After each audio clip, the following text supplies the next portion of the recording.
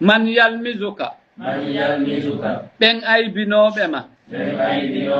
fi sadaqati e fi zakkaji fa in utu minha si ɓe okkorama e zakkaji ɗin radu ɓe welto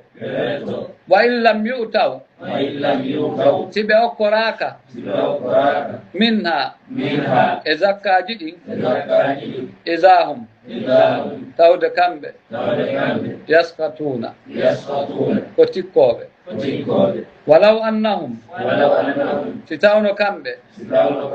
radu ɓe weltorno ma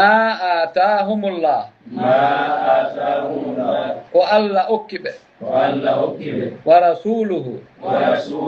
e nelaɗo mum on wa qalu ɓe wi'i hasbunallahu Allah yonimen sa yu'tina Allah alay Allah okkora men min fadlihi immorde ɓural makko wa rasuluhu nelaɗo makko on kay okkora men e ɓural Allah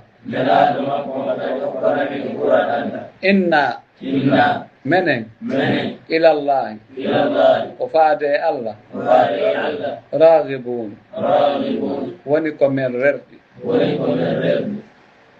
sallu ala Muhammad wa ali Muhammad.